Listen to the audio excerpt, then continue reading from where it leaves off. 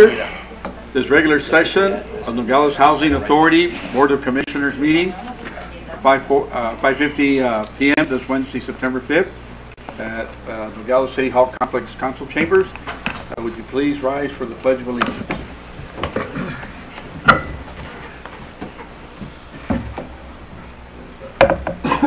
Vice Mayor, would you lead us in the pledge? Yes, Mayor. I pledge allegiance to the flag of the United States of America and to the republic for which it stands, one nation under God, indivisible, with liberty and justice for all. You may be seated.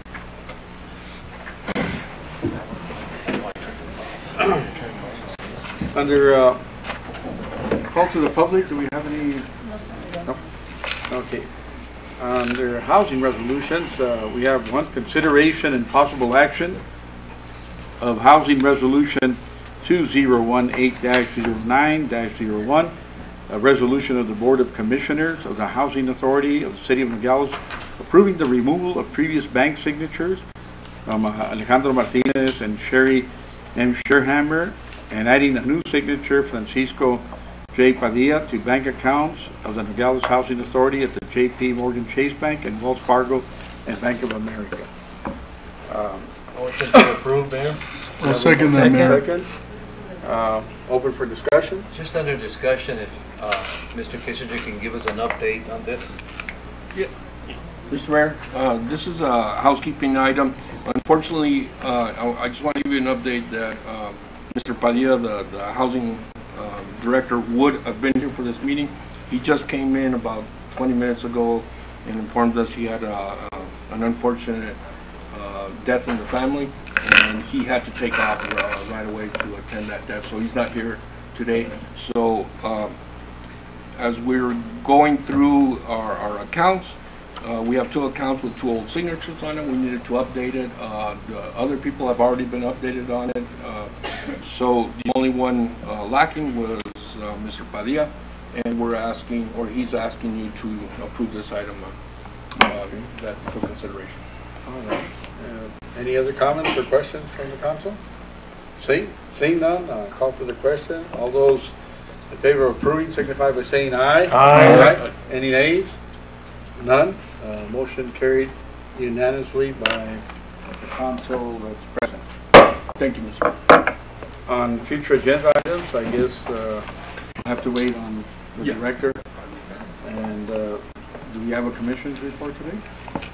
No commissioner's report. So seeing no further business, I move that we adjourn. Thank you. This meeting is adjourned. Thank you. Thank you, Mr. Mayor. Okay. And that will give us a few minutes break before the next meeting. Yep. This is letter that Sassy. Sassy. And then these are the Sassy. monthly financial reports.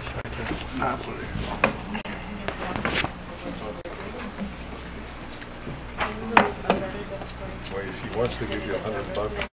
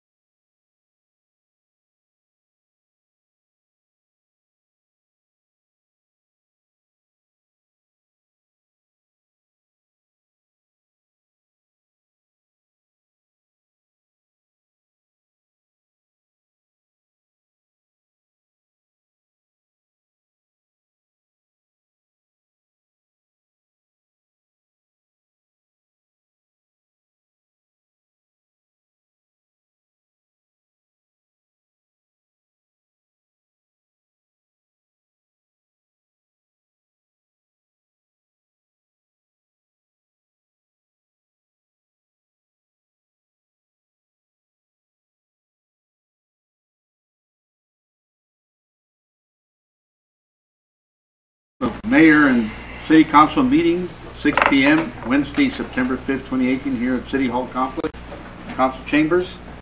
Would you please rise for the Pledge of Allegiance?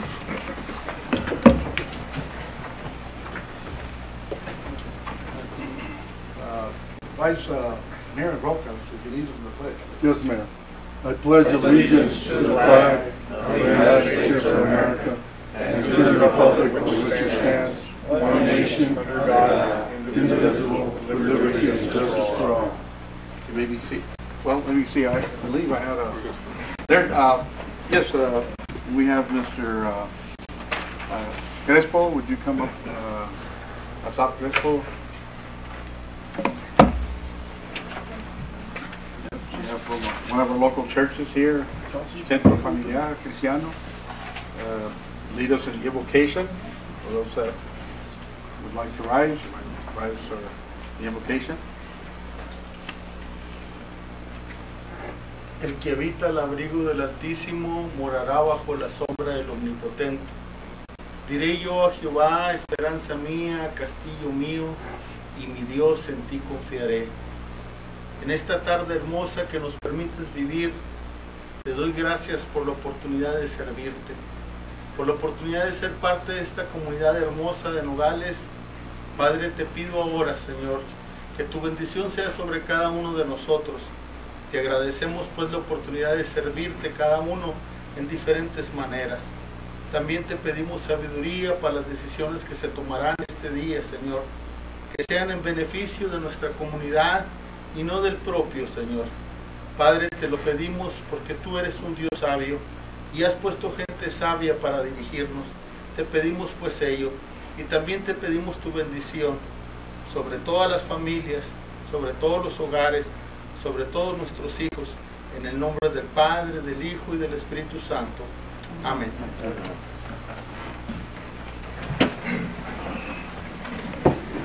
Gracias, Pastor Crespo.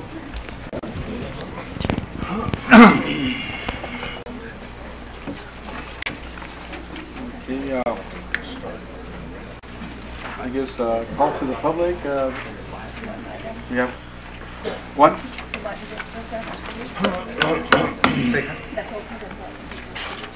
Yeah. All right, and we have Mr. Eduardo Delcy. You take the podium, state your name and address, please.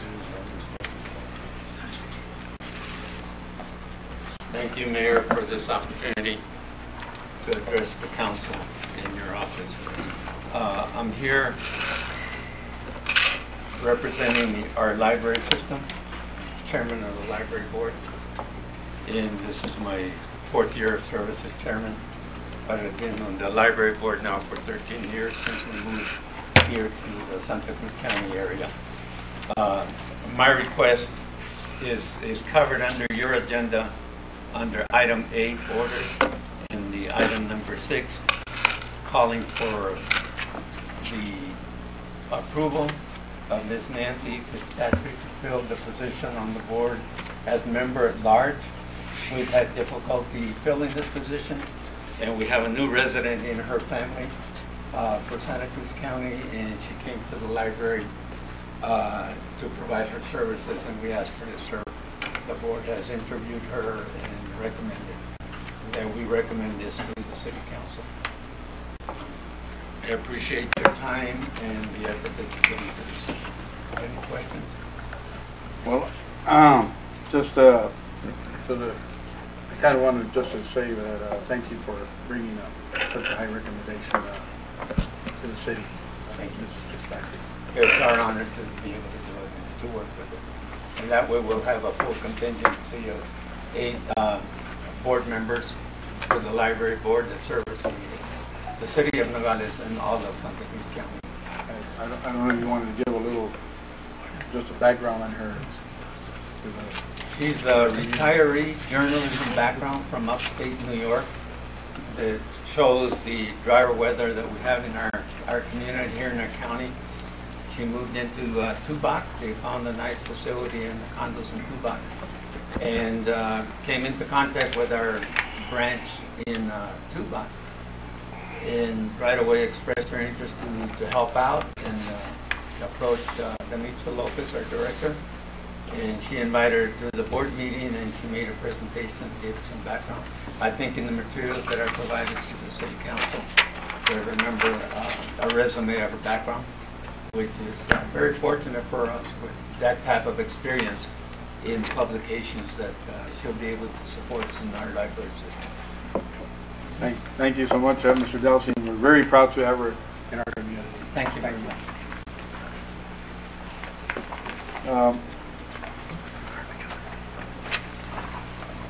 Going to discussion items. We have number 1, discussion and possible action relating to proclaiming a day in honor of the horse racing accomplishments of Mr. Baffert.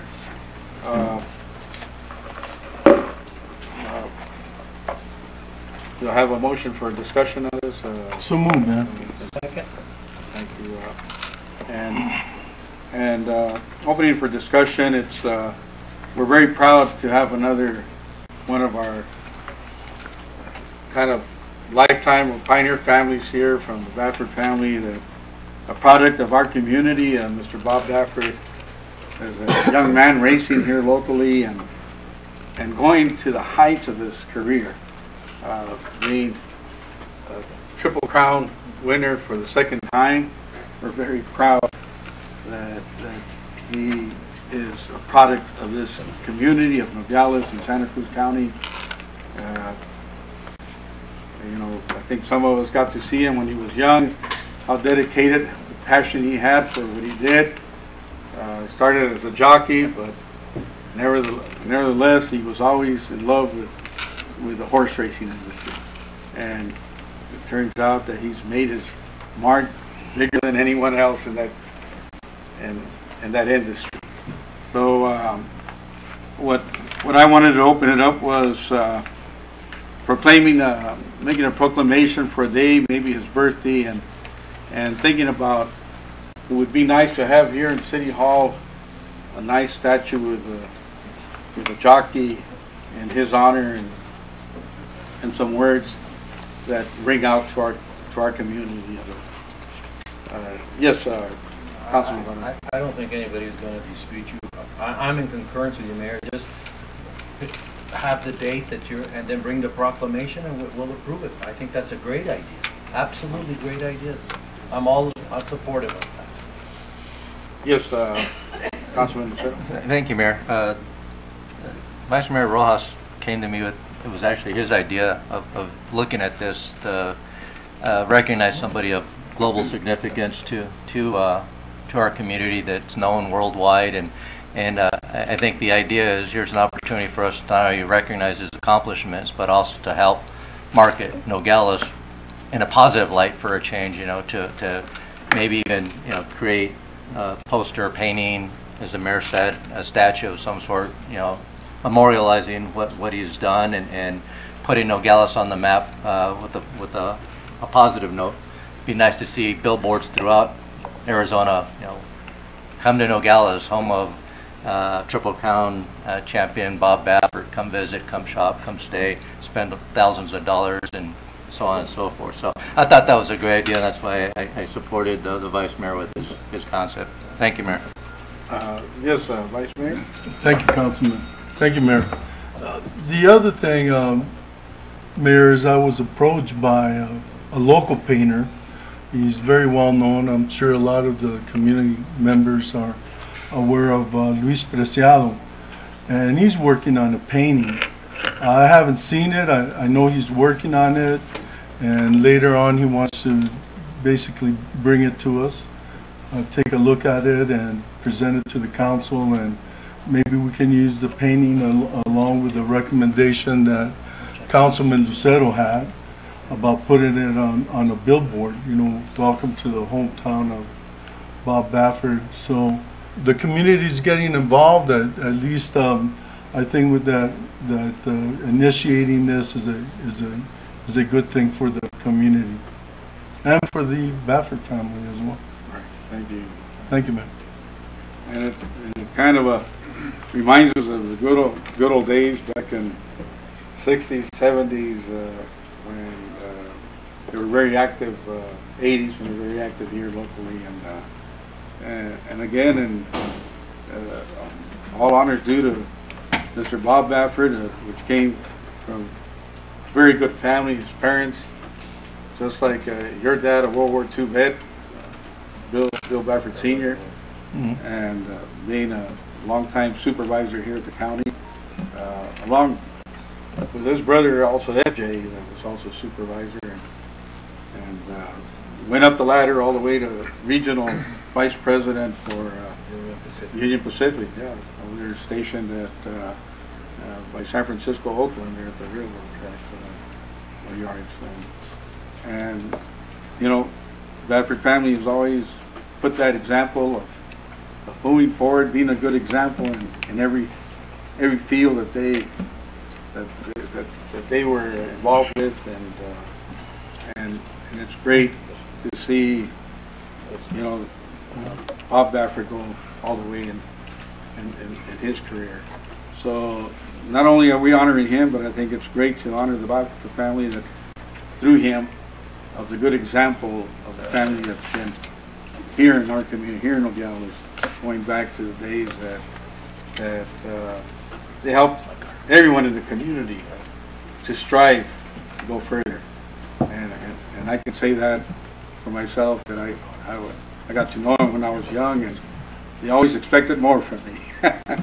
So they put a good example. They kind of pulled my ears a little bit and set me in the right direction. So I'm thankful for families like this in our community that help everyone else that lives here.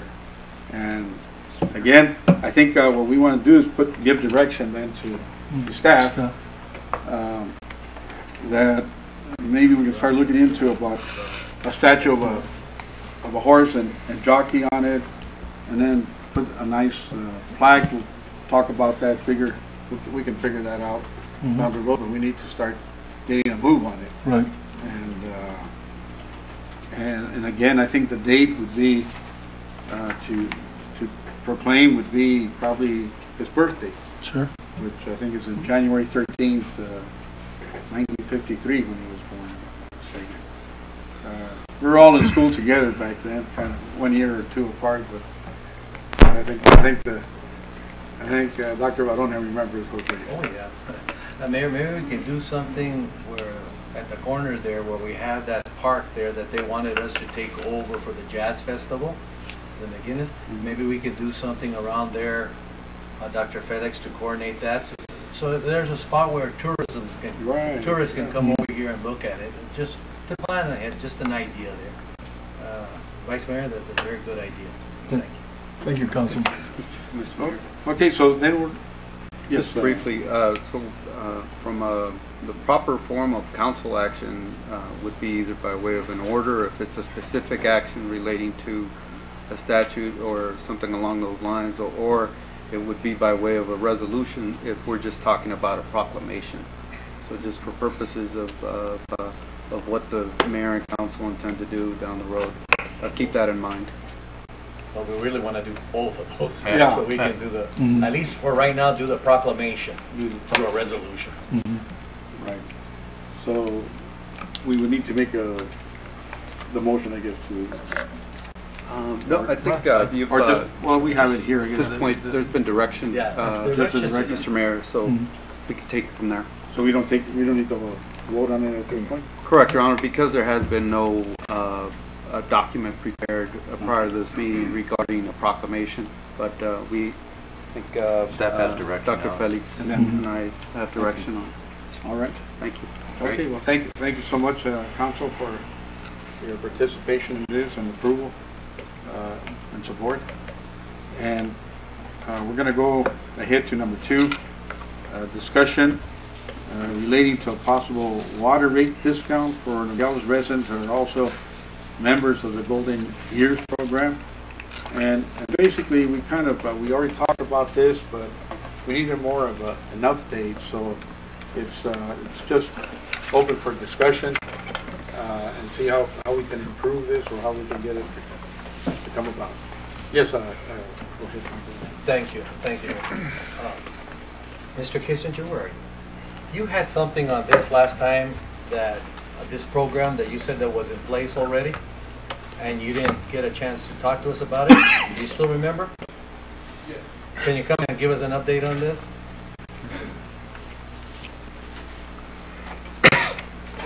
I think this is a very good program that answered to the water rate, and Mr. Kissinger said that there was something in place already. Maybe you can refresh us. Mr. Mayor?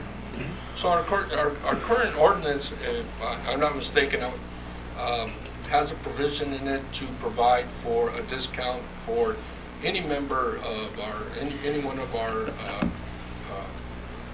our customers who has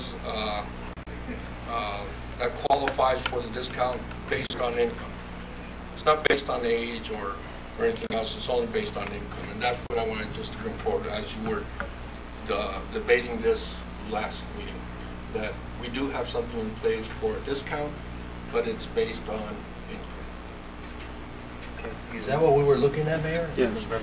And that was the reason that I brought that up, because, you know, income is one thing, but we know that the majority of seniors, you know, live on a fixed income, and some are just right above the breaking line of whether they get help or not, and that's why I thought it would be a good thing for the city of Nogales to participate the way other merchants and businesses participate with the Golden Years program, by maybe also most of them go from 10 to 20% discount. Mr. Diaz gives us a 20% discount from his business to anybody that belongs to the Golden Years program. And I was hoping to see if we could give a 10% discount from the city towards the seniors that are part of the Golden Years program. Was there an age there, Mayor? Well, the age for the Golden Years is 60 years. That's where we give the opportunity that they can fill in their application and be part of the Golden Years. Any other questions? Yes, Councilman. Yeah, Mr. Mayor, I think we're confusing two programs here. There's one program in the city where you do get a discount. It doesn't matter, like I said, it doesn't matter, like Mr. Kissinger said, it doesn't matter your age, it's your income. If you can prove a certain income, I think the city has a 30% discount? I think it's a 30% discount. But that has nothing to do with the Golden Years program. No. The problem with the Golden Years program is that what you're saying is anybody over 60 can join. It doesn't, so if everybody that's over 60 joins this program and they get a 10 or 15% discount on the water deal, we've got a problem. But we have a big problem. Well, we're talking right? about 10% max, no? Well, but that would say anybody over 60 would get 10% discount. That's part of the Golden Years program. We only have like less than 150 people. But if you come out and we're going to give a not all of 10% them discount, none are all from Nogales. So it would be only the people that have a residence here in town that would be able to take advantage of that discount. but again, all I'm saying is that we have a program that doesn't equate with your income, with your age. Anybody over 60 will get a 10% discount. On their water. I think how many people look here will qualify, right? So we're looking. Again, I think it's two different programs, right? I mean, you know. There's a lot of happy people out there. You know what? At the same time, it would promote and generate more local business, because then these people that would apply to be a member of the Golden Years would get discounts in a lot of other businesses here locally, which they would go and make it. You know, when I see I see the number most of the time. Hey, well, I'm going to go here because I'm looking for this, and I see that I'm going to get an extra 10, 15% discount. I go to that business, and it's locally, and so they get support. That's the reason the merchants want to participate, because it brings more customers to the store, and it generates, again, retail for the whole community. Again, I don't think if we give people a 10% discount, they're going to say, well, we'll spend more water. I don't think No. that's the idea. No, But no. all I'm saying is we're looking at two different programs. If we include everybody, I think maybe they have to do a study as to how many, I would say, a good 30 to 40% of the homeowners in the city of Nogales, or the people that rent Nogales, would be somewhere over 60. Then again, they could always get somebody else over 60 to go ahead and rent the property or whatever. You know, I'm all for it, but is the city ready to go ahead and have that kind of a discount on the water, and how much of an effect it'll have on our revenue? And that's what we're trying to find out. Yeah. And also, we were going to discuss it, to be able to get more direction and get an update. It's not something that we're going to say today, okay, we're going to give a 10% discount.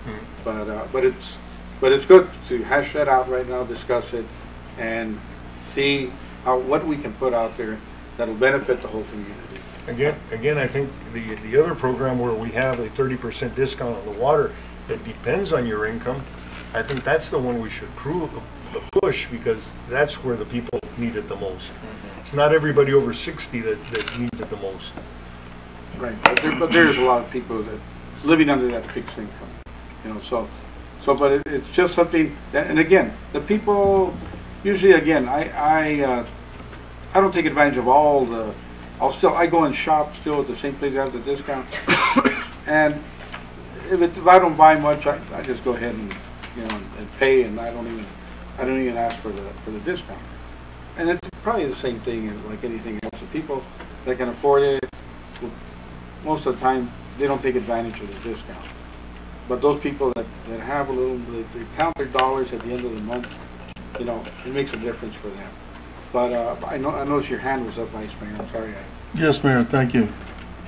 I'm under the understanding that we gave staff direction to look at the situation. I thought that we were kind of clear with our direction as far as looking into the impact, and I understand what Councilman Hassan is saying, but I thought that staff was going to look into the impact. For example, for us not to guess on a percentage, whether 15 or 20% was too high or 25.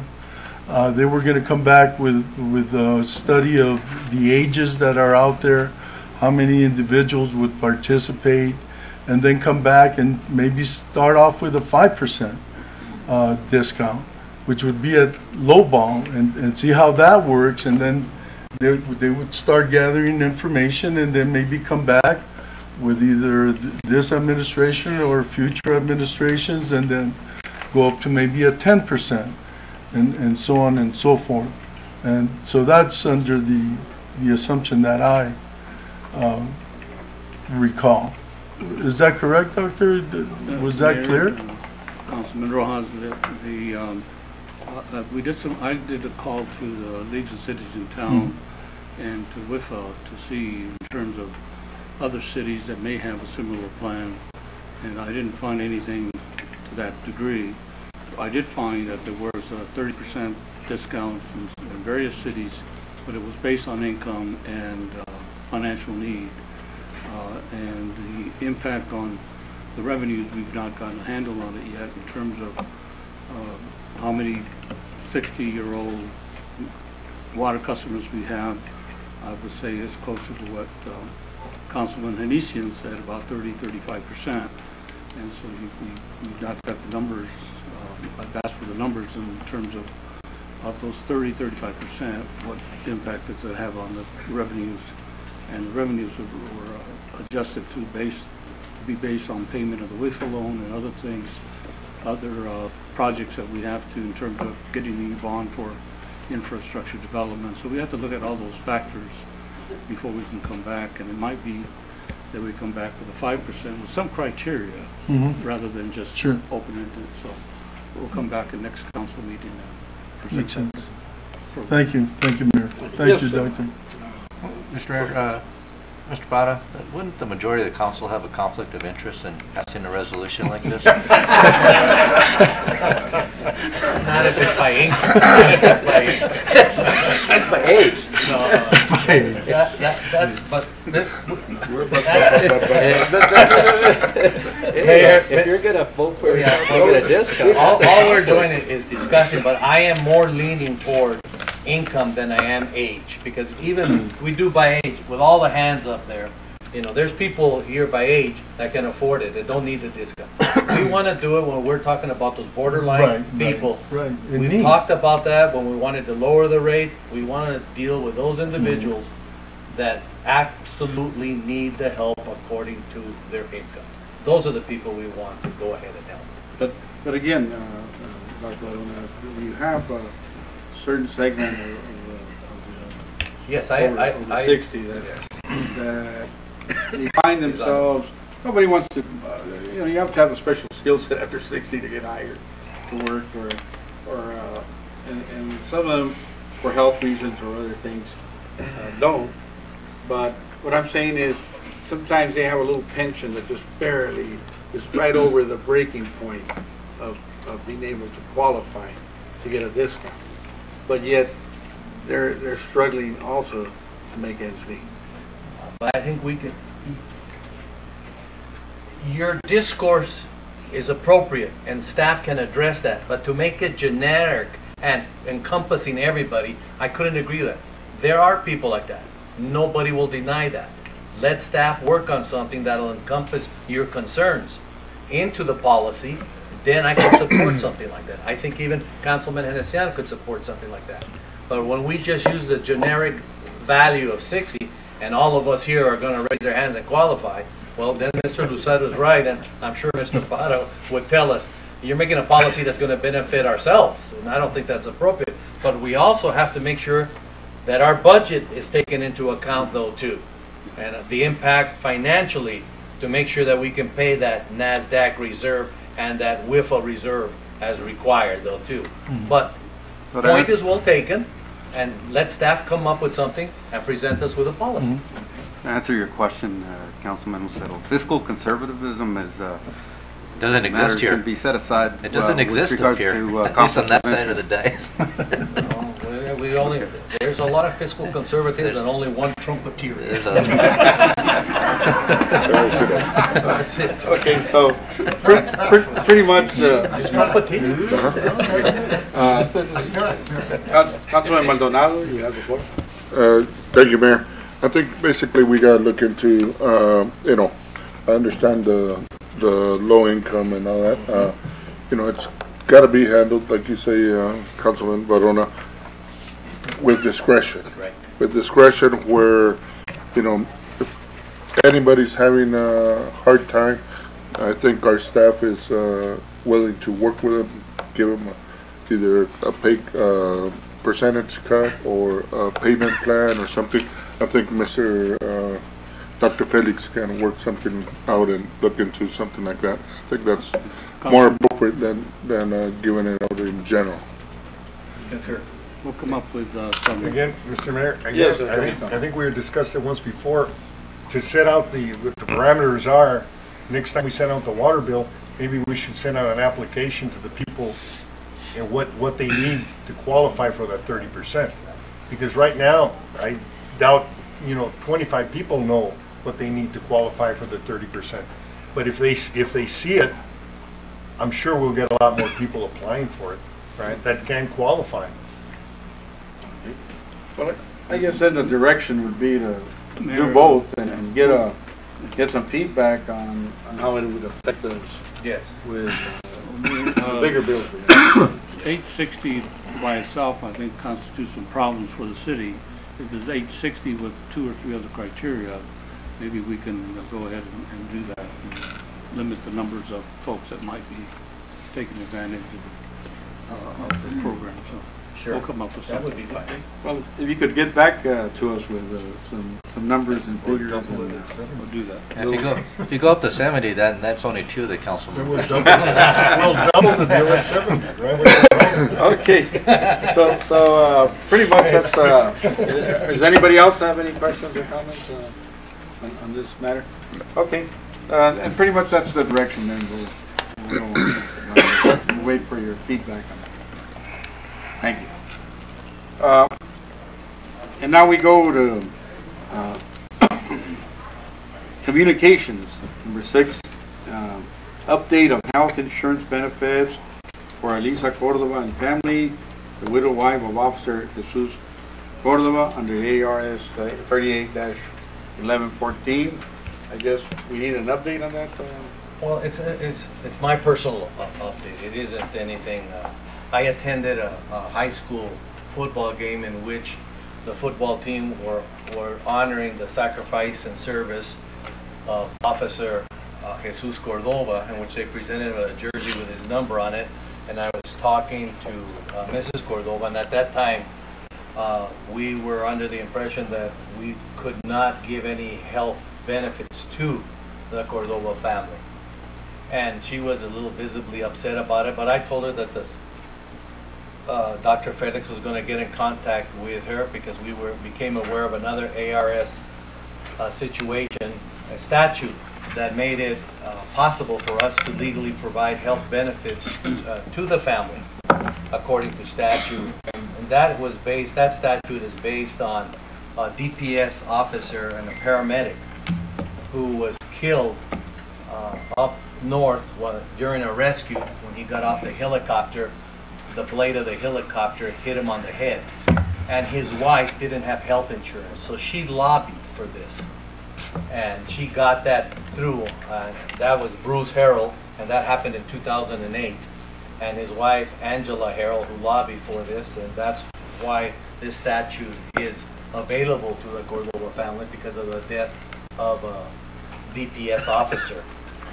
And I just wanted to highlight to the community that we are going to do this, and the reasons that another officer gave his life, and the wife had to have help, and she lobbied for it, and I think that's very admirable. But I know that they were uncomfortable with the first resolution that we received, and I told her that it was going to be corrected. But with that, I just want to publicly apologize to Mrs. Cordova and the family on our first situation there. And just as one member of the council, just to publicly say we made a mistake, the mistake was corrected, and I apologize for it. That's all, Mayor. I just wanted to say that. Any other comments? Mayor, if I may, the 381114 is the health insurance payment referenced by Councilman Verona. It says that health insurance will be provided for surviving spouse and dependents if the individual was in law enforcement, and so that it's in state statute, and we're obligated to provide those benefits.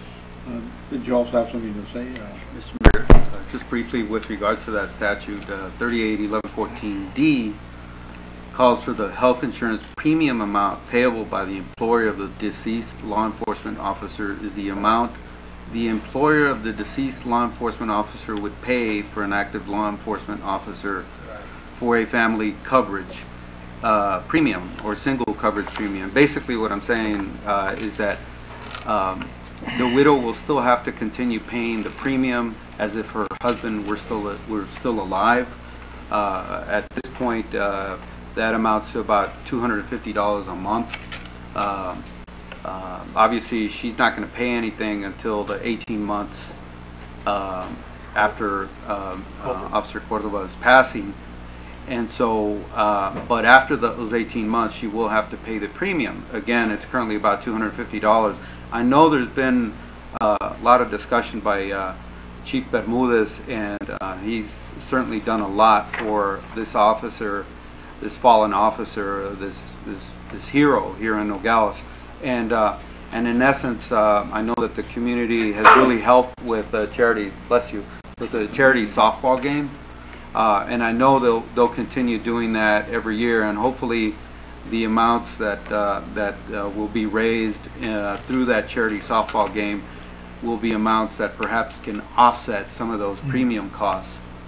I believe Chief Roy Bermudez has informed me that that's part of what that particular softball tournament it will be for. So I just thought I'd mention that that health premium is still going to have to be paid by the widow down the road. But But that's after the COBRA expires that we as a council picked up for them. that's correct. That's after the COBRA expires, and there are some situations that may arise in the course of Mrs. Cordova's lifetime that perhaps may trigger her not being able to tap into that insurance, but certainly that insurance is available to her and her dependents up until they're age 26. 23 of them. No, she falls under Obamacare. She does, I think it's 23, as long as the kids are going to college. It's 18 or 23 if they're going to college. You may be right, Councilman Hessian. I know it's set out in that statute. So yeah, it's set out. Maybe we should have had little flyers or whatever we can get. Next time, just get so everybody can read it. But federal law super trumps state law. Yeah, Mr. Verona, or I can read it to him so he can. Well, Mayor, that's all I wanted to make that. Okay. Thank you, Mr. Mayor. I appreciate Thank you, Councilman, and we'll go to our liquor license. We have, I guess, 3 the liquor license, and we have going on number 1, consideration and possible action of liquor license 2018-10, approval of recommendation of the issuance of a special event liquor license application for Mrs. Francisca Rangel for San Felipe de Jesus Parish for a fundraiser October 27 and 28, 2018. So moved, Mr. Mayor. Second. Okay, open for discussion. Seeing none, all those in favor of approving signify by saying aye. Aye. Any nays? Seeing none, motion carried unanimously. Number 2, consideration and possible action of liquor license 2018-11, approval of recommendation of the issuance of a special event liquor license application for Ms. Marina C. Galhouse for Santa Cruz Training Programs Incorporation for a fundraiser October 20th. So moved, Mayor. Approved. Second. Open for discussion. Seeing none, all those in favor signify by saying aye. Aye. None, any nays? None. Motion carries unanimously. Number 3, consideration and possible action of liquor license 2018-12, approval of recommendation of the issuance of liquor license for Mrs. Hilda Fernandez for Southern Arizona Investments, LLC, Hilda's La Chiquita Bar, 167 North Grand Avenue, Nogales, Arizona. Number 6, Bar All Spirituous Liquor. Do we have a motion to approve? So moved, Mr. Mayor. Second. Okay, and open for discussion. We have a second open for discussion. Seeing none, all those in favor of approving signify by saying aye. Aye. Aye. Any nays? Seeing none, motion carried unanimously. Going to number 8, orders. 1, consideration and possible action of order 2018-09-054, an order of the Council of the City of Nogales, Arizona, authorizing the retirement of Nogales Police Department Canine Harry. So moved, Mayor. Okay, we have a motion Second. to approve. Second. Open for discussion. All right, Mr. Kissinger, would you? Mr. Mayor, the chief has a brief presentation. Oh, good. Yes. Mayor, members of the council, Mayor, with your permission, I want to take this opportunity to recognize Officer Mesta and K9 Ari, Yes, please do. who's retiring today. Both big boys. I'm going to give you a little bit of biography on Ari here. Ari was born in Czechoslovakia in August of 2010. In October 2011, Ari was transported to Arizona and began his career as a police canine for the Nogales Police Department. Adi is an 8-year-old Belgian Malinois. Adi started his police work at age of 14 months. He has been in service as a police canine for 7 years. Adi was assigned to Officer Mesta on October 7, 2011. That same month, they started the Arizona Department of Corrections Canine Academy, where Adi was trained to be a dual-purpose canine for detection and patrol. Adi was certified by the National Canine Police Association as the first United States currency detection canine in the state of Arizona. During Adi's tenure, he had been requested by numerous local and federal law enforcement agencies. Those agencies included Drug Enforcement Association, Administration actually, United States Border Patrol, United States Customs and Border Protection, Department of Homeland Security Investigations, and HIDA, to name a few. During the deployments, Adi was able to find and locate hidden currency in multiple locations in vehicles and residences. Throughout Adi's tenure, he has assisted in helping locate and seize approximately $1.2 million US. During our regular patrol duties, Adi assisted the Nogales Police Department in searching for suspects in wooded areas and inside buildings. Adi's function was to search the area or building and look for hidden suspects, which would provide safety to our officers. In the police canine community, Adi is well known for his detection specialty and searching ability. During Adi's tour of duty, he was an excellent, smart, obedient, and hardworking companion and guardian, a perfect example of police canine. Ladies and gentlemen, this is Canine Adi.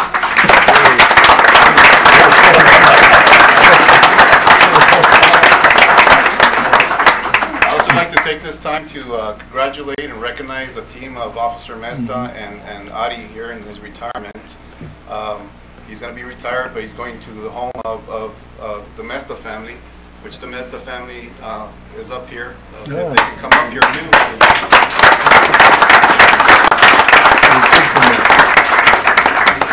And the plaque says the Nogales Police Department recognizes Canine Adi on his retirement for his years of service, devoted service to the Nogales Police Department, 2011 to 2018.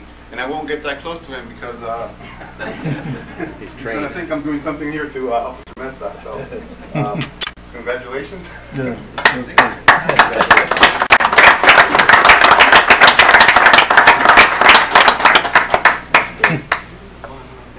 Officer Mesa, could the last duty of the canine Artie, could you take him to Councilman Henesian's house to check it out? I think we find a lot stashed. Thank you. Congratulations. Congratulations, officer. Problem is I got 3. Thank you. And one of them. Thank you, Chief, for that presentation. Yeah, congratulations, Officer Mesa.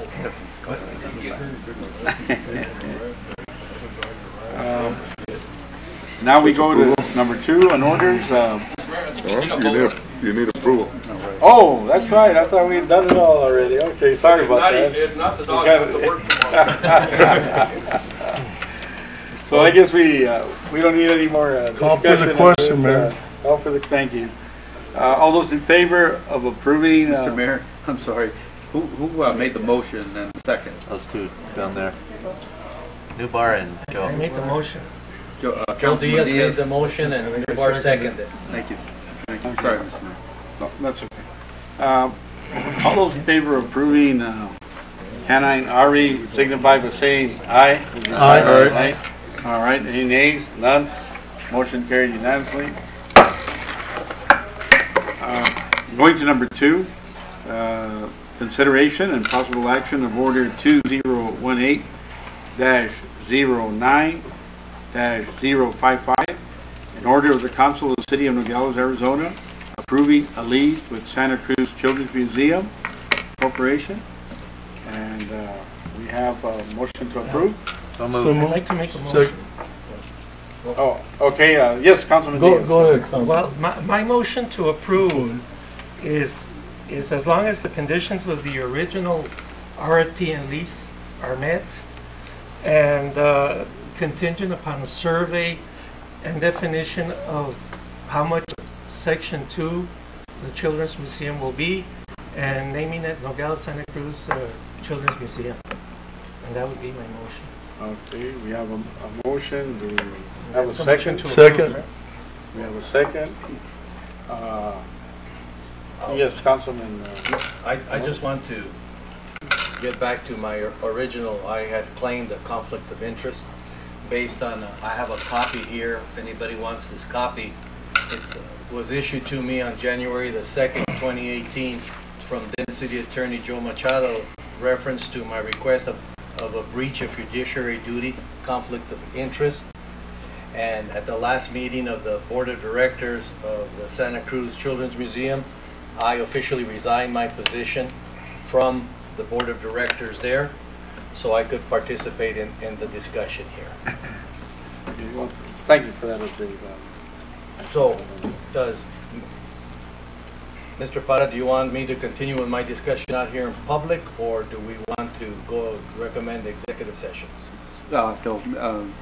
Councilman Varona, since you've declared a conflict, then you'd have to step down from the dais and just take a seat with the public. No, but I just said It went the other way. It's the other way. He's resigned from the He's Children's resigned. Museum Board. Resigned from the board. Of the Children's Museum. Oh, I'm no longer on that board. okay. Then So you're according fine. to this, I can't serve two masters. I'm no longer on that board. And I apologize. That's okay. I was actually concentrating on the motion, and we're gonna have to go back to that motion under discussion. Okay, Mr. Mayor. But to answer Councilman Varona's, yeah, you don't have a conflict, so you're fine. You can proceed. So my question is, do you want us to continue with discussions out here in the public, or do you want us to go into executive session? I don't think there's a need to go out into executive session. I think we can. Then I want to make proceed. sure. Good. I want to make sure on the request for proposals. There's. We got to the motion, we got a second. Yes, I And second. and now we need to open it for discussion. So the motion's on the floor. Yeah, the motion on the floor is open for discussion now. Okay, we will proceed. So my question is, I was reading the lease agreement that you prepared. That I prepared in conjunction with the city manager. That's correct. Okay, Yeah, but no. Which lease agreement are we talking about then? the lease agreement that's on our agenda. Correct. Is that correct? Okay. And I just want to make sure of one thing, because the guiding post here should be the request for proposals. And on the request for proposals is a lease agreement that is to be just filled in the blanks, and that should be the lease agreement. Yeah. What I don't want, I just want to make sure of one thing. I have that big concern, because I don't want to approve something for the sake of approving. And then 5 years down the road, when everything is done real nice, somebody's going to come back and say, you know what? Everything was supposed to be done according to this document. This is the document, and there's a lease agreement in there. And other things that the Board of Directors had to meet in order to proceed. And I want to make sure that you say that the Board of Directors, that proposal that was submitted by the Santa Cruz Children's Museum met all of the requirements, so that nobody 5 years down the line can come back and say, you know what, there was a mistake made. Now we're going to take this to court because we are interested in the property. And I don't want people to invest in this and then we look foolish because our actions are overturned by a court of legal jurisdiction. So when we proceed here, I don't want us to say that we're hampering things. I want to make sure that we do everything the way we're supposed to do it, so that we, down 5 years from now, when we're no longer here, and it goes to court, we're the ones who are going to look foolish. So I just wanted to make sure that there's proper legal advice, because right here, the request for proposal has the lease agreement in it. And the lease agreement that's been provided to us, it does not resemble this lease agreement. And this is the request for proposal. This is what the city said we are supposed to meet, and this is what the city said it was going to do. And here's the lease agreement, and I don't see that being presented to us. That is. Mr. Mayor, I can't call on you, but Mr. No, Mayor, yes, that's a point that I want to make, because I don't want 5 years from now to get into a legal entanglement and then find out that what we did is overturned and we have people that have invested $500,000, $600,000, $700,000 and we're out because of a legal technicality. So I just want to make sure that what's here, why isn't that being presented to us? That's all, Mayor. Okay, thank you. Councilman Maldonado, you have something to say? That's what Mr. Diaz says, that we follow that request proposal, Mr. Varona. Well, yeah, but that's not what you made the motion for. The motion No, here. he made the motion that we follow the request for proposal. So in other words, that's not- what is being presented doesn't count, then we have to redo this. That's whole- where I'm confused. That's where the problem is. Yeah, right? because the motion he had some, but his original main motion said was to approve order 2018-09-055, which has a different lease in that order than the lease that's on the request for proposals. That's what I'm saying. But my motion was Mr. Mayor? to approve Okay, let's see your ruling. the But was it RFP. Councilman, okay, you said That's not the what- RSP, But which, that's not what. let's see, we have a new member for the floor. Councilman Luzette? Thank you, Mayor. Thank you. Mr. Mayor, Luis, Ms. Prada, can you clarify the confusion here? First of all, the motion, as I understand it, and clarify that, is to approve a lease agreement contingent upon it being the original lease agreement that was submitted in the RFP or attached to the RFP. That's my understanding of the motion. So clarify if that is the correct interpretation of the That's motion. not on the agenda. Well, secondly, Motion is not on the agenda. is the motion stated correctly that would allow us to act on it? Mr. Mayor, Councilman Barona, and Councilman Lucero.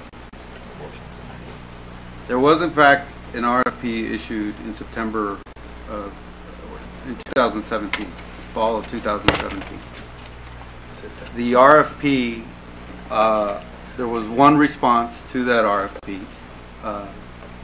The RFP was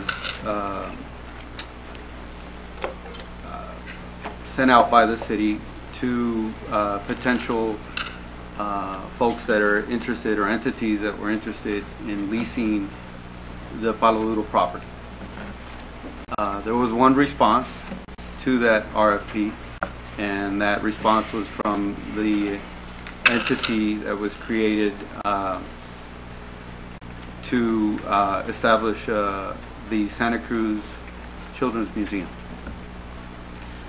There was, in the course of the last year and a half, a negotiation that took place. There was back and forth by the board of directors of the Children's Museum and city administration prior to my time, and then once I started with the city, I took the ball and ran with it. And in essence, my legal opinion is that the negotiations that we've undertaken in response to the original RFP are legal. There is such a thing as going back and forth with a negotiation once a request for proposal has been provided or has been submitted, has been formally submitted. There is no requirement by the city to have to abide by the RFP as presented. We are well within our powers, this honorable board is well within their powers to negotiate and respond appropriately to that RFP. And we are meeting our legal mandates of seeking to enter into a lease because we initiated the matter through an RFP process. Mm-hmm. Okay, so we're in compliance with the law, with our charter, because whenever you want to lease land, you have to abide by the particular section in the charter. But again, you are well within your authority to seek direction from staff to make sure that what the city is entering into is a good deal. And that, more importantly, we are not running afoul of the gift clause, and that we are receiving proper consideration and legal and adequate consideration as quid pro quo for city property. And so, to that end, I've prepared a lease. I've handed it to the city manager after we discussed the matter and after the city manager met with the executive director of the Children's Museum. And there was a lease that was prepared. And at this point in time, I'm not sure if there's a meeting of the minds with regards to whether the Children's Museum is willing to enter into the particular lease that we've prepared and we've handed to you all for your review. But that lease, in my legal opinion, does abide by the constitutional mandates that we have, as well as the charter, our city charter. And so at this point in time, the lease that I've prepared and handed to you is what, along again with the city manager, is what we are considering as far as following up with the board of directors and the executive director of the Children's Museum.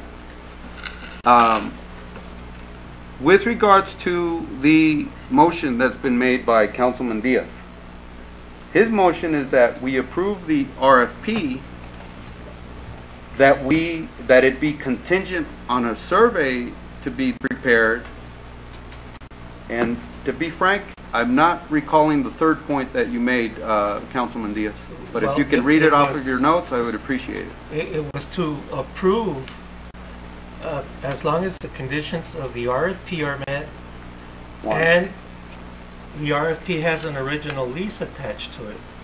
Two. So we would fill in the blanks on the original lease and name it just add Nogales to Santa Cruz Children's Museum. So if I can interpret your words correctly, you're saying approve the RFP that's been provided by the board of directors to us in their original RFP. Don't negotiate anything, city manager and city attorney, and just approve it as is, and just fill in the blank city of Nogales. No, that's not, that's got nothing to do with it. But so, is that what you're requesting, Councilman All Diaz? he's saying is, we have to, the contract has to follow the request for proposal.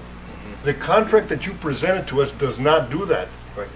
There is a contract with a proposal. That's the contract that he's saying, that's the contract we need to fill in. Okay. Okay, because the contract as presented by you on the deal, it's a 3-page contract. It doesn't really meet what the proposal says, right? It's not, we're not asking for a 50-page contract. I think the contract we're talking about is a 22-page contract, but it really defines everything much better than a 3-page contract. And that's what we're saying. If that is attached to the proposal, then it's supposed to match up. We have to make sure that, again, as Mr. Verona has said, we have to make sure that the proposal is still adequate the way it's being run right now. Because from my understanding in any municipal proposals, once that proposal is changed, then we have to go out to bid it again. And here, the way I see it, the proposal has been changed. We're not following the proposal at 100%. Even if we stick to this contract here, we may have to bid it out again. That's the question, and I think that's the correct way, because someone can come back and say, wait a minute, I didn't bid that proposal because of what was asked, but you did not abide by that. You changed it.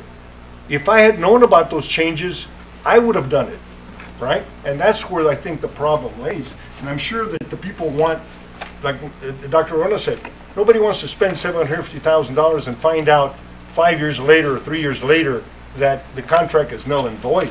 And I think that's where we're running into a problem. At least that's where I see a big problem here. If we, you know, the 3-page contract doesn't mean anything as far as I'm concerned. this other contract would meet it. But then again, are we running into a bad situation that could involve a lot of people, right? That's, you know, and again, the municipal contracts are very different from contracts between me and someone else, right? It's a very, very different situation. I can discuss whatever we want and change it quite a lot, but because here's a proposal, what are we running into? And as far as I'm concerned, it could come back and hunt everybody involved. That's right. And we don't want that. And that's where we don't want it. Oh, Not that we're against the contract can be proposed. The Children's Museum can look at it, but we have to put it out to bid again. Okay, The other thing is, Councilman Barone, I guess. did you want to speak? I did want Go ahead. I already, for clarification. yeah, that's okay. Thank you. Oh, okay, go ahead, Vice Mayor. Mayor, this afternoon I met with Dr. Felix. So, Dr. Felix, can you bring clarity to what is being discussed? Yes, I can. Councilman Rojas, what was discussed is the issue that Councilman Newbar brought to the attention of other council members. And so that there was an agreement that they would go back, the lease would go back to the original lease inserted in the RFP, number one. Number two, that the conditions of the lease would mirror what we had inserted in this lease that was prepared, similar to the requirements, financial requirements of the Boys and Girls Club. Excuse me. So those arrangements would be inserted into the original lease. Okay. The second part was a survey of parcel 2, which would then determine the amount of property that would be included in the agreement to allow the Children's Museum to expand beyond parcel 1. So that was a discussion that, and the proposed motion by Councilman Diaz. Mr. Mayor. Yes. Councilman. Go ahead. Barone. I'm going to read section 7 of the RFP where it says lease. The original RFP. Got it. Successful bidder will enter into a written lease substantially in the form and content as the sample lease attached as Exhibit B. It doesn't read in the exact same form or mirror. It says substantially in the form and content as the sample lease. And there was an exhibit. And moreover, the lease that I have prepared is very much in line with the lease that was provided by the city as a sample lease back in September of 2017. The lease that I have prepared is a lease that is very similar to what the city has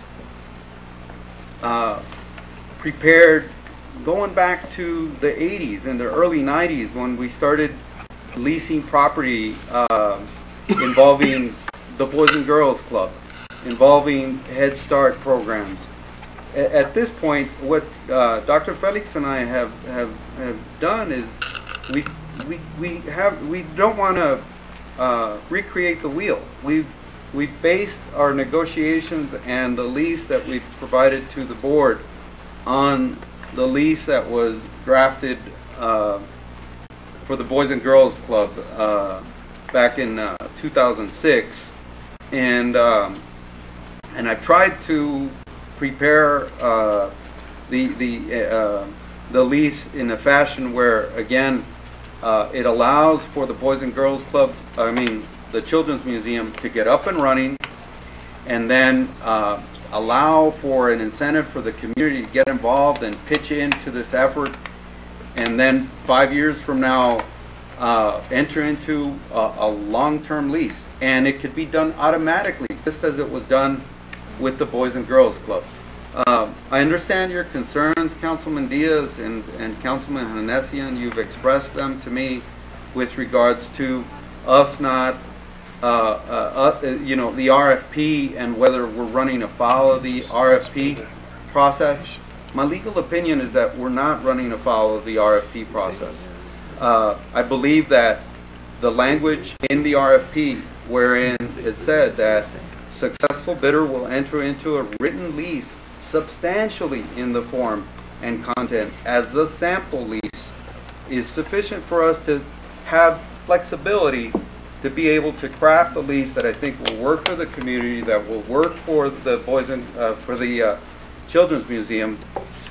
But I do understand, and I certainly agree and would advise this council to have a contingency wherein a survey is to be prepared to specify the property that will encompass the driving range and/or Section 2 of the lease, because as it stands, the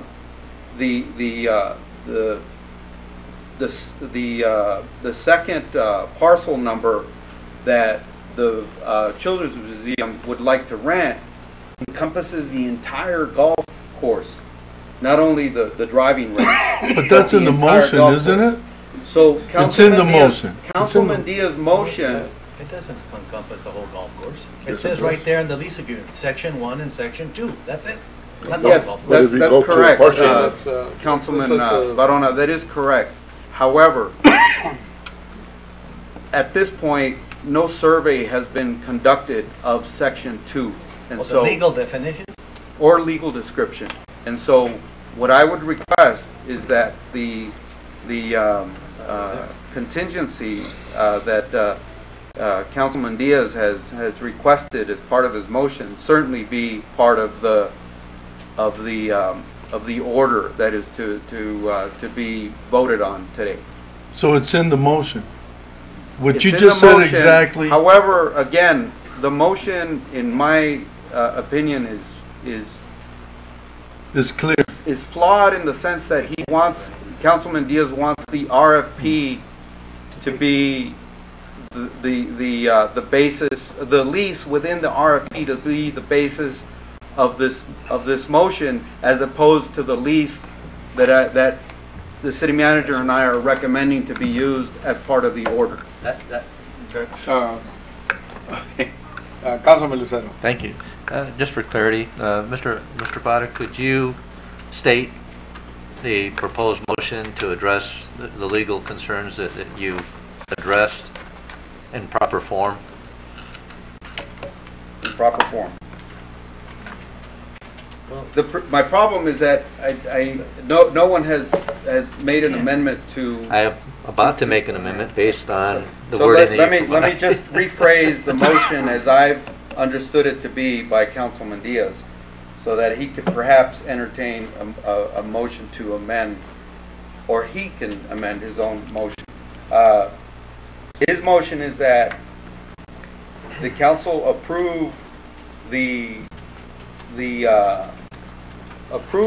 lease to the Children's Museum as expressed in the RFP response by the Santa Cruz Children's Museum, with the contingency that a survey be prepared delineating the exact landmass that is to be part of the lease.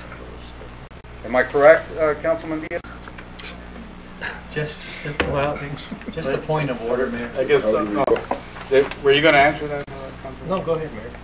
Can I just have Councilman. just a point of order here? I just want to make sure the main motion as stated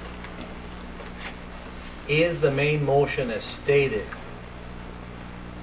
an agenda item. The agenda item says consideration possible action of this order. That's what we told the public we were going to talk about, not this other. Something came up, he made a motion, but according to the agenda item, that is not what we're supposed to be discussing. We're supposed to be discussing the approval or non-approval of this order. Then if we want to make amendments to the order, we can make amendments to the order. But this is just a motion that there's some things that I agree with you, Councilman, but I just want to make sure, my question to you, and my point of order, is that motion in order? You say yes, it's yes. I think that we told the public that this is the agenda item that we're going to talk about. That's correct. And we are talking about that agenda item, except that his motion is not in line with the order of the council. And we said we were going to The talk city of about Arizona, the motion, the order of the council approving a lease with the Santa Cruz Children's Museum, Inc. It's more in line with a lease that is in line with the RFP process. But we didn't say we were going to talk about that. We said we were going to talk about this order. But if you say it's okay, that's what I'm asking as a point of order. If you say it's motion, I just want to make, I want you to say here, to protect us, that this is legal. That's all I want you to do. If you say it's legal with me. I want legal protection from you in case somebody wants to sue. That his motion is legal? Yes. Yes, his motion is legal. Okay, that's good enough. Then I want to offer an amendment to the main motion to authorize the city manager to negotiate, as it says here, which may be negotiated with a successful bidder, to negotiate with the Santa Cruz Children's Museum this contract and bring it back to us for final approval. And that's already been done.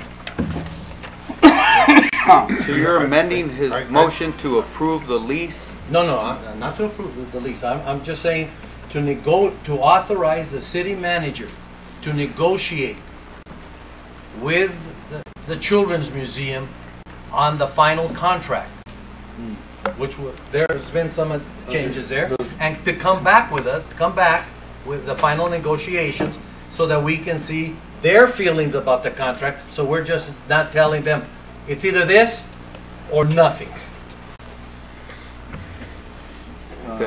Let them have a say in what's going on though too. Can I ask the doctor then also, at this point, you're the one that's been negotiating, and I guess you've been giving us some feedback, but I'm learning a little more every time we get together. So can you give us some more feedback? Well, Mayor, the motion would be a substitute motion to the agenda item, number 1, number 2. The direction, after it's adopted, then the direction of the council would be for me to negotiate, and the premise of the lease agreement and the new lease format with executive. Speak a little louder. With the executive board of the museum. So it goes along with your amendment yes. to that motion. Is that what you're saying? Absolutely. That would give you the direction to negotiate. But Mayor, who had it first? I was turned around. Yeah, Mr. Mayor? Can I just have a second to my amended motion, Mayor? Wait, that's right. We haven't finished it with you. Yeah, I just have an amended I have amended the main motion that I asked Mr. Para if it was legal, and he said it was, so that protects us, and I just want to know if there's a second to my amended motion. I second it. You've amended the main motion. The main motion. Made by Mayor, Mr. Mayor. Mr. Diaz. Mr. Parra, but there's a motion by Mr. Diaz, and there was a second. But was he? I mean, that's already on the floor. Now So, making an amendment to that. but did you allow that? I mean, you have to add. He doesn't have to allow it. I can propose it. I mean, but he made. I know, but I'm saying he made the motion. No, he did, but I made an amendment to the main motion. I amended it, and I got a second. We haven't voted on it yet, but he can vote or say what he wants. Councilman Barona is amending my motion. Right. Yes. To negotiate. Right. So you're allowing the amendment. But that's what I'm saying. I mean, I'm just saying.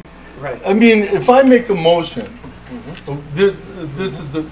If I make a motion, and somebody seconded it, then I want that motion to go through, whether you vote for it or not. Right. That's what I'm saying.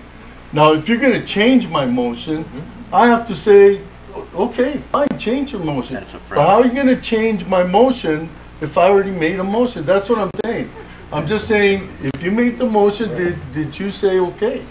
Because I second your motion, Right, you did. okay? So I'm just saying to you, Councilman Diaz, did you agree to that? I'm agreeing with Councilman Depends Barona on to Councilman his Diaz. amendment to my motion, which Councilman Okay, so Venecian. then I would go along. That's Yeah, fine. But the I'm only just thing saying. that I just want to You say. see what I'm saying? Yes, but the Okay. only thing for parliamentary procedures, Mr. Mayor, Yeah. is my amended motion does not need the approval of who made the motion or who seconded the motion. All I need is a second to my amended motion, and then we vote on that. And it either is defeated or not. And that's what we decide, not the person who made the main. But we're in discussion. Yes, we're in discussion. So. I'm gonna have to look at my Robert rules of order. Thank you, Mr. Mayor. I You're think, gonna change my motion. I think we've debated this thing to death. We've looked at several different agreements. I would like to vote on an agreement and move on with this thing. I think that people have come to enough council meetings to hear us not make any progress, and I think it's either vote one of the agreements forward or down, or vote the other one forward or down, and let's move forward. Thank you, Mayor. That's true, but I want to make sure that we move cautiously and that we move legally correctly. Not just to keep it. If they have to come back for another meeting, they can come back to another meeting. No, this is not, But go ahead. I think that we want to do this cautiously, because like I said, I don't want to find out 5 years from now that what we did it wrong. Let's do it right and move slowly and get it done right. I don't want people to invest in that property and then find out 5 years from now they've lost their investment because we Mr. Mayor. didn't handle it right. Mr. Mayor, I'm not going to vote in favor of the amended motion because I think the public deserves a right to move forward. So I'm just going to let you know I'm not going to support it. I want to vote on a lease agreement and move forward. Thank you, Mayor. Okay, we have. But I think that the lease agreement, Mr. Mayor. Well, right now, we still have to vote on your. Yeah, we do, but I just wanted to make sure that Mr. Lucero understands, I don't see anything wrong with having the city manager negotiate and come back. That's There's your nothing opinion wrong. and you're entitled to it, and I'm going to vote no. All right, so. You go ahead and vote. Yes, Yeah, Mr. Mayor, with Mr. Parra, I take objection to saying that a 3-page contract is the same or almost the same as a 22-page contract. There's a lot of things on this 22 pages that are not in the 3 pages, which will bring up a lot of questions, and it's going to create a problem again. And we're going to be going through this over and over and over again, and everybody's going to say, what did you people do? And that's what it is. And I agree with Dr. Barona. It may not take 5 years. We could find out in 2 years that this whole thing is wrong, and the people that are investing money, which is in a property that they don't own, that there is a big problem and they could lose their investment. Mr. Mayor, And it's going to take us 2 personally- years to I negotiate a personally would contract. not, under no condition, sign something like this. Okay, I think we discussed 7 it pages, enough. Mr. Mayor, I do want to have to respond because I want to make sure that the councilmen know exactly what they're voting on here, because there may be some confusion, and just to be factual, it's a 7-page lease, not a 3-page lease, Councilman Hanesia. I'm not sure which one you're looking at. The one that was submitted as part of this packet is a 7-page lease. Councilman Diaz, just so you know, your motion has now been amended. So the council will not be voting on approving a lease here. They will be voting on giving direction to the city manager to engage in further negotiation regarding the matter. No, that's not my motion. My motion is an amendment to his main motion.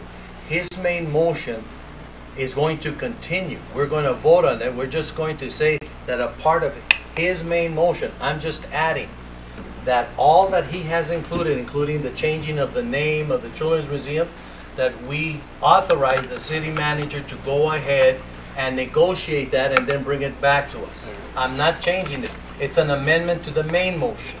That's all it is. So you're wanting what you're continue. saying, Councilman Barona, is that the RFP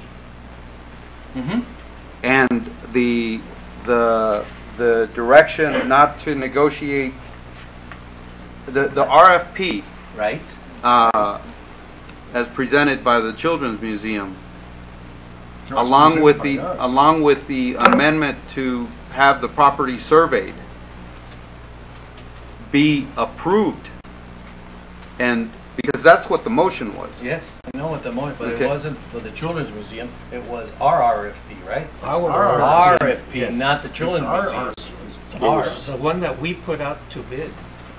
Our So, The city of Councilman Nogales. Diaz, and we could look at the record here. Your motion was to approve the lease as responded to by in the RFP, as per the RFP response. the original RFP and the original lease attached to the RFP. Right. That was your motion. Right.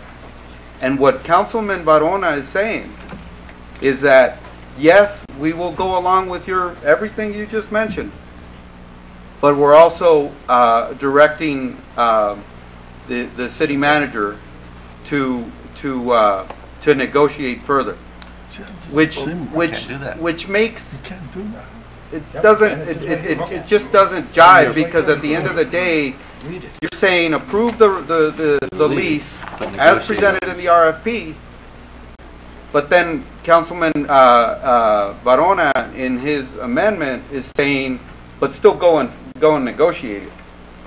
So the motion along with that amendment just is not consistent, Councilman Barona. Well, we still have to negotiate the amount of land involved.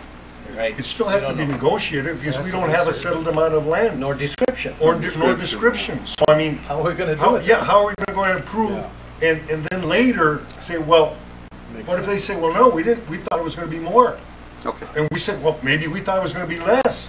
So then we don't have a contract. We still don't have a contract.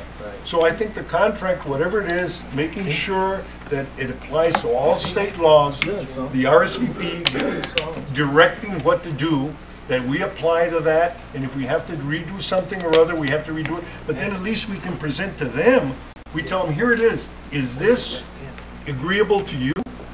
Have they seen the contract you came out? Have they agreed to that? Have they seen it?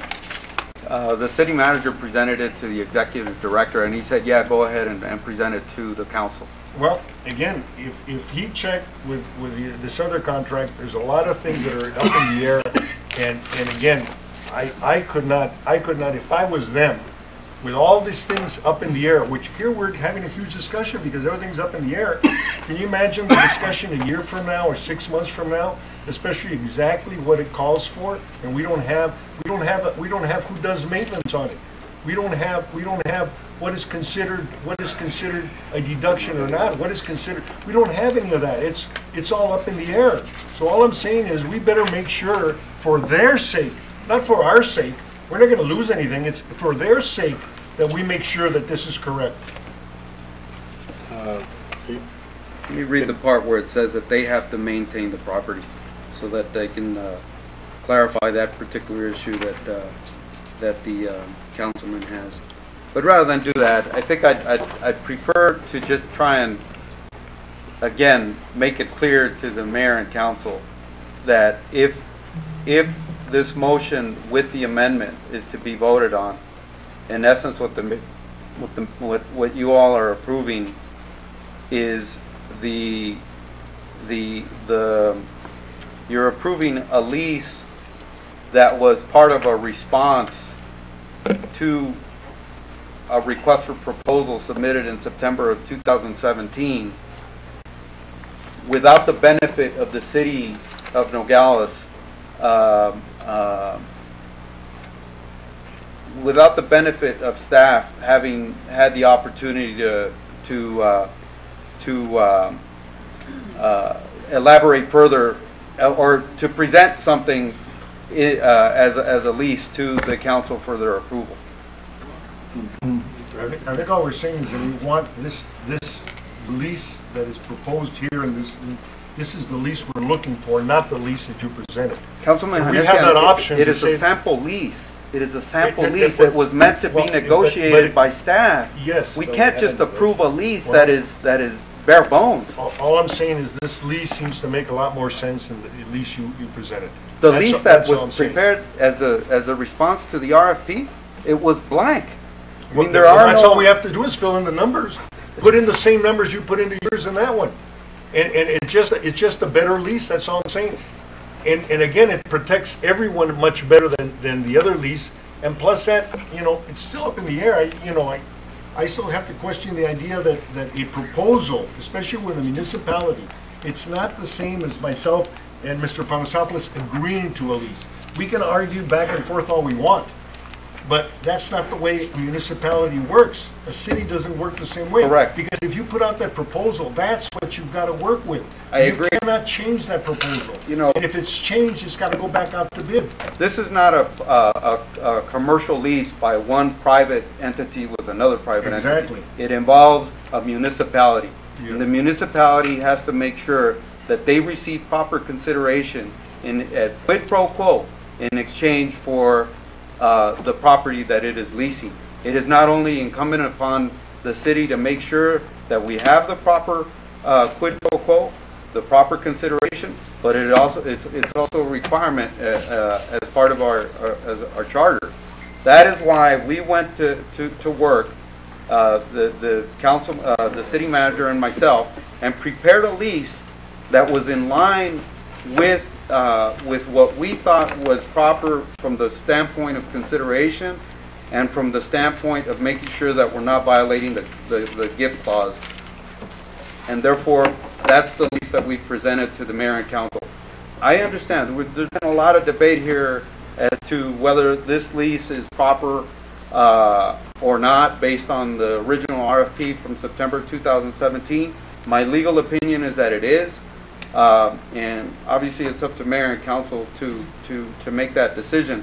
But with regards to the motion that has been made and seconded, along with the amendment that's been made and seconded, I would have to say that that motion, along with that amendment, is not in line with the mandates that we have from the standpoint of our city charter, and nor is it in line, or we could run afoul of the gift clause, and so that's my legal opinion. Thank you, Mayor. Mr. Mayor, just now, Okay, go ahead. now the city attorney has exposed us with that statement, so I would like to go into executive session to find out where our exposure is. I'll second that, Mayor. Okay. All right, we have, Just one more, Mr. Mayor.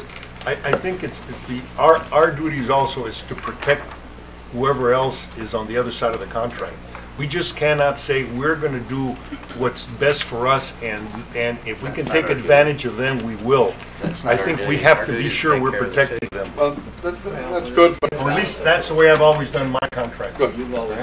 But I want to remind everybody, if they want to read under lease where the attorney was reading, for the successful bidder will enter into written lease substantially in the form and content of the sample lease attached as an exhibit, but it says right underneath that the city reserves the right to modify the lease for the purpose of clarification or incorporate provisions which may be negotiated, which is what Dr. Barona is asking for, with the successful bidder and which are beneficial to the city. Right. So our first responsibility, of course, is always to the city. And then, of course, we don't want to take advantage of anybody. So I think if we do our due diligence, it'll be an amiable experience for all. Mr. Mayor. That's all I'm saying. Concur. Councilman Barona, Councilman Lucero. I think Councilman Lucero has moved for the body to move into executive session.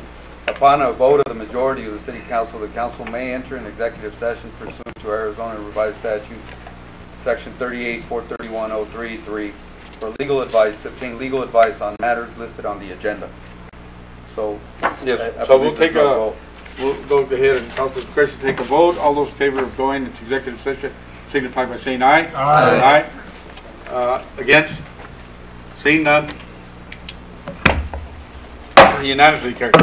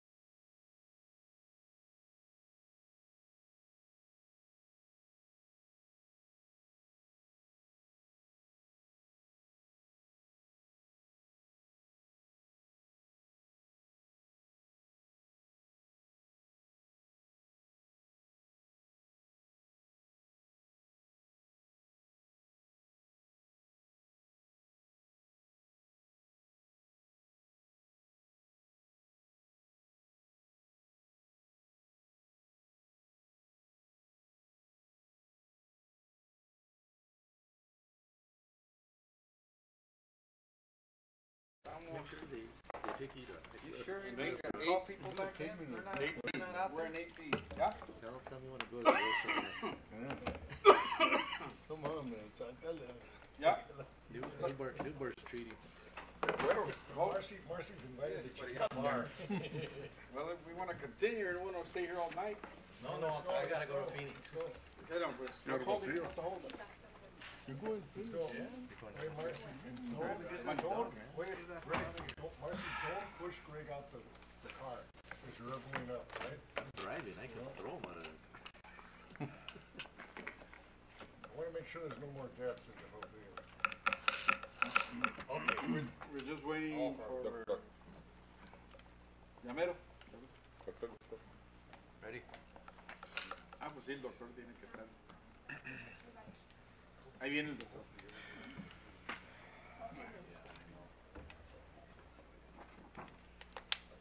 Okay. You let me know, Letty. Yeah? That's it? Okay. And I call this regular session meeting back to order. And we're at 8B for the consideration and possible action of order 2018-09055. So we'll pick up where we left off. Yes, Dr. Varona. Yes. Thank you, Mr. Mayor. I'd like to withdraw my amended motion. Okay, so Dr. Varona would like to withdraw his amended motion. And I would like to withdraw my original motion. and we have Councilman Diaz that wants to withdraw his original motion. And do we have a second on that somebody needs to? Robert? Do you withdraw your second? Yes, I'll Councilman, withdraw my Vice second. Mayor? I'll withdraw my second. Vice Mayor Rojas also withdraws his second. And how And we're about clear Newburgh? now. We're clear on that motion. That's all clear there. Now we need, Now we can move forward, and should we go back to the original order then? yes. Okay, Make a motion, Mr. Mayor, to approve order number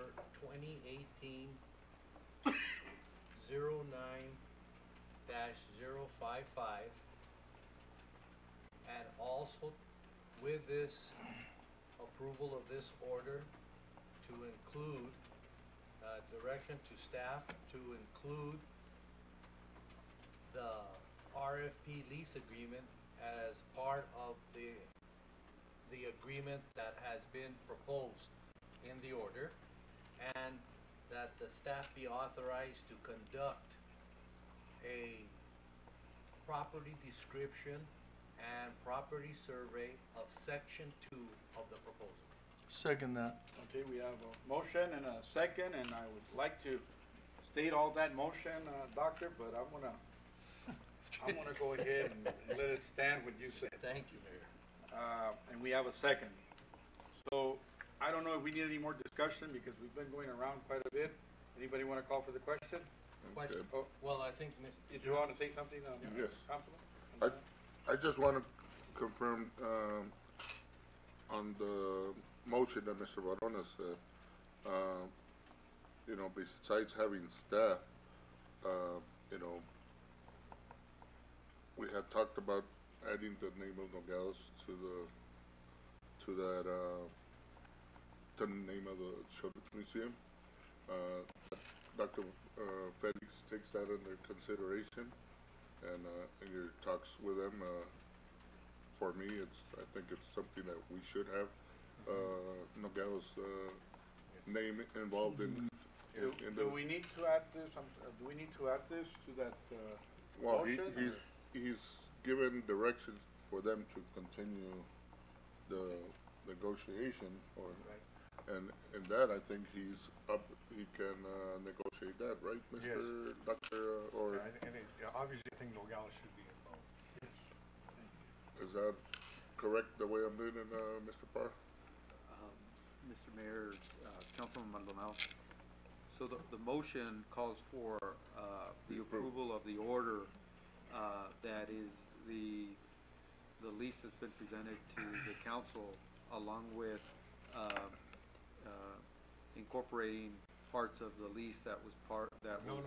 I think we said we're using the whole lease, not incorporating anymore. We said, I think, isn't that correct? Yeah. We're just gonna use the whole If I lease. may provide some Yeah, it's not clarification. incorporating anything, it's the whole lease. We're just gonna use the whole You're lease. adopting the motion, and you're asking that the premise of the lease agreement be transferred to the lease agreement as Exhibit B in the RFP. Yes, okay. Correct. That's Correct. what I meant. correct. That's what I That's meant. correct. All That's that exactly. information will be put into that. Into the lease. Yes, the lease as presented in the, And in the proposal, right? yeah. Okay, Including correct, with the that name was the motion. However, to answer your question, Councilman Maldonado, the motion did not encompass, it's not giving direction to council, to the city manager and myself to further negotiate the lease. It's just, Okay, in essence, got it, providing. Mr. Para. I accept a friendly amendment Yes. of Mr. Maldonado on that request into my motion. A second. To make it Nogales. No, it's a friendly, Santa one. I Cruz just accept. it. Children's Just put it in. Yeah. So we just incorporate into the main motion. I accept it as a friendly amendment. And I'll second it. So there's a friendly amendment and a second to the motion directing Staff. Just staff, to have had the name changed to the main motion. directing staff to negotiate the possible name change to the Children's Museum. Yes. That's the second, that's the friendly amendment Yes. Correct. to the motion. Right. Call that, Lippy? call for the question. Call for the question? Yeah, let's get it done. Okay, all those in favor of approving this motion and its amended form signify by saying aye. Aye. Any nays? None? Motion carried unanimously.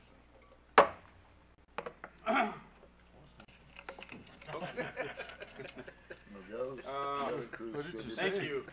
Thank you, fellow Nogalians. Going to C, consideration and possible action of order 2018-09-056, order the Council of the City of Nogales, Arizona, approving La Loma Grande Industrial Park subdivision improvements and releasing third-party trust number So moved, man. Second. 6044.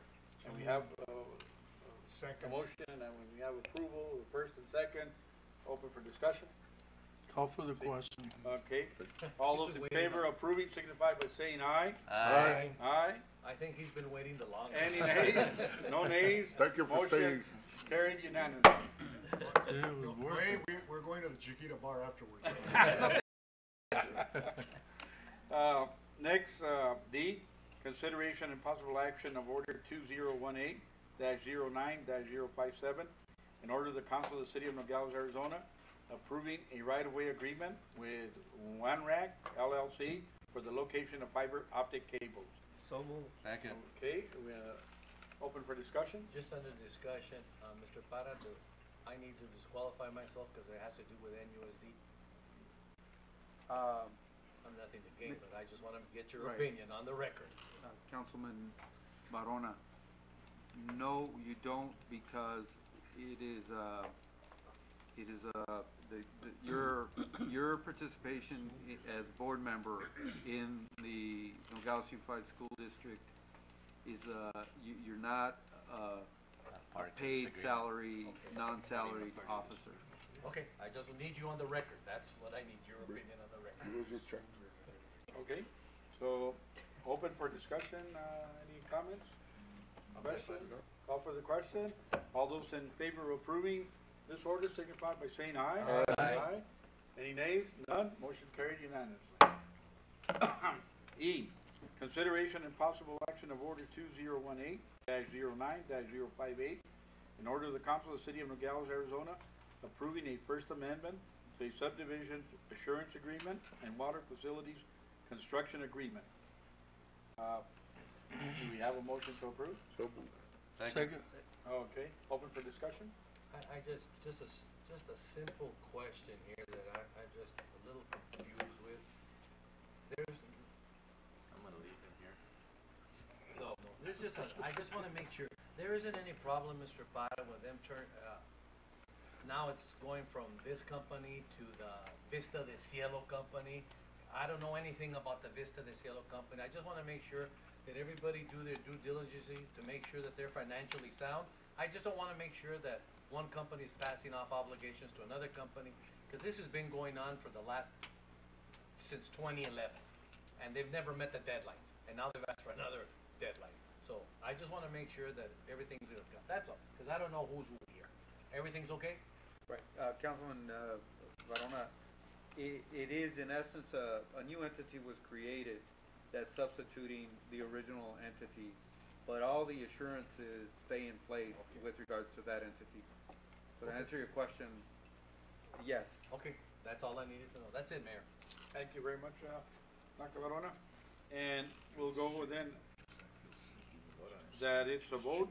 We need now that we're call for the question. Call for the question. And all those in favor of approving this order signify by saying aye. Aye. Aye. Any nays? None. Motion carried unanimously. And we go to the final one, F, consideration and possible action of order 2018-09-059, in order the council of the city of Nogales, Arizona, appointing Mrs. Nancy Fitzpatrick to the Nogales Santa Cruz County Public Library Board. So moved, Mayor. We have an order to approve and a second. Open for discussion. The only thing that I Yes, Councilman Lucero? Yes, I just want to know if Dr. Varona had another question. Yes, I think he come and raised his fingers almost at the same time, unanimous. So, well, you got the floor, Doctor. No, Mr. Delsey, I just want to make sure that it's on the record that we are accepting the recommendation of Mr. Delsey, the president of the board of this individual.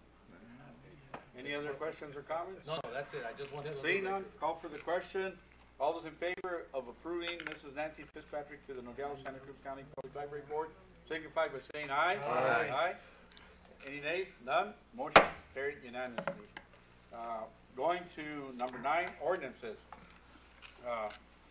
This is just going to be a reading, consideration and possible action of ordinance 02018-09-007.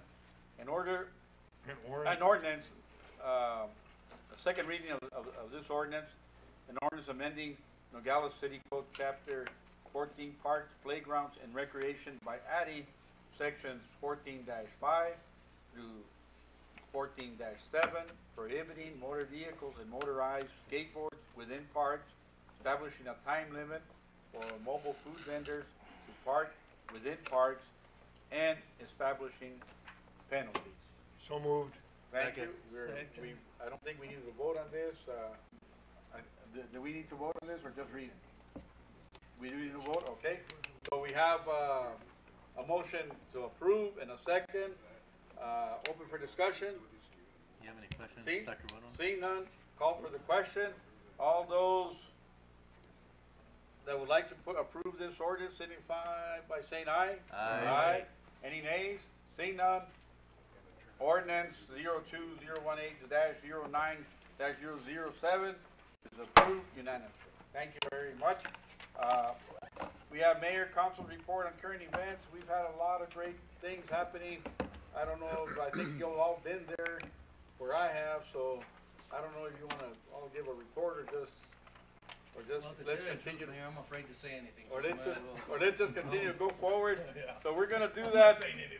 Is there any other further business before this council?